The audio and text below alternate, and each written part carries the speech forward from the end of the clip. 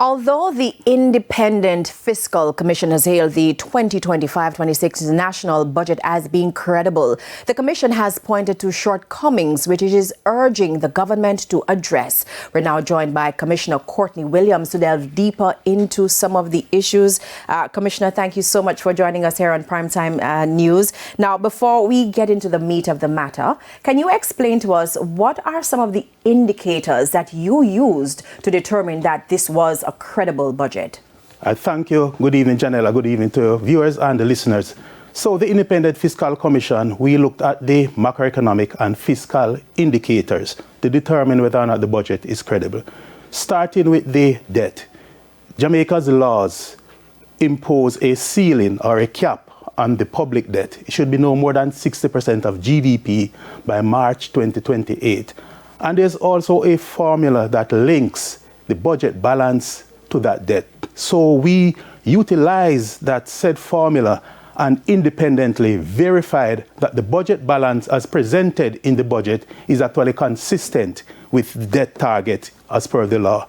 In addition to that, we examined macroeconomic assumptions made by the budget, whatever the budget assumes about inflation, growth, exchange rate, imports, and we examined those and we concluded that they are reasonable and achievable. But as the Commission pointed out in its report, which was tabled in Parliament, there are shortcomings. And I just want to point to some of the things that you have highlighted in your report. You said that among the issues, the need to establish a clear compensation negotiation cycles geared towards settling wage negotiations before the budget is presented, reintroducing a fiscal rule for wages and salaries. Now, I bring this up at a time when there is a lot of talk about the current wage negotiations and also the debate about whether there should be a cap on wages.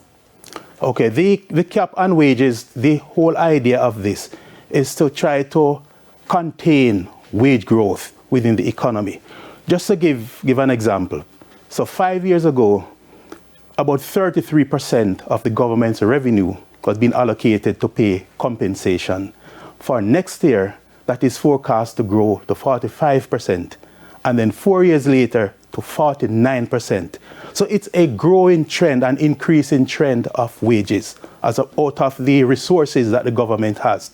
So our concern is that if this is allowed to continue, wage to get so high, the risk we face is that you will have less resources remain to spend on critical areas that the government need to invest in terms of national security, education, health, and infrastructure. And spending in those areas are also crucial to growth.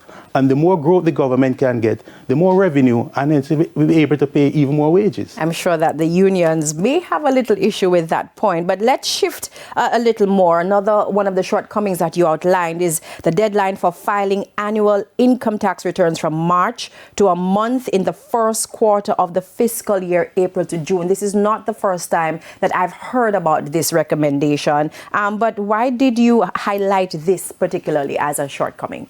Actually, this will actually help the government. It will make life easier for the government.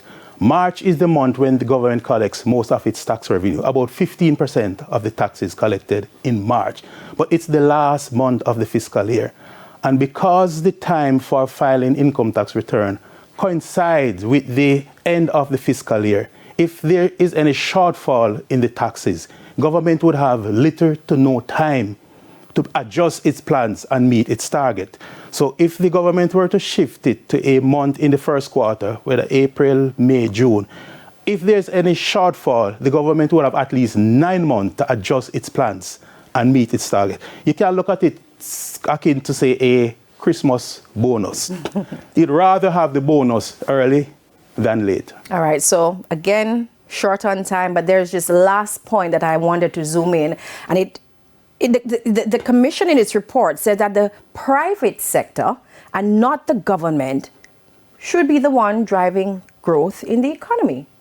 I mean, I've heard this before, but why did you make that particular conclusion? Because that's not how it is currently. Right. Globally, and it should be no different in Jamaica, the private sector is regarded as the engine of growth. in Jamaica's situation now, with relatively low and stable inflation, a stable foreign exchange market, a decline in debt trajectory, the macroeconomic fundamentals are sound. The government has laid the foundation, and it's really for the private sector to take the baton and take Jamaica home. This foundation is there, the environment is there for our private sector to be more innovative, to invest, to create jobs, and to create new products that will satisfy consumers' demand. All right, so I wish we had much more time, but I just want to say thank you so much, Commissioner, for joining us this evening, and I'm hoping that this is not going to be the last time. Thank you so much. Thank you, Janelle. And now.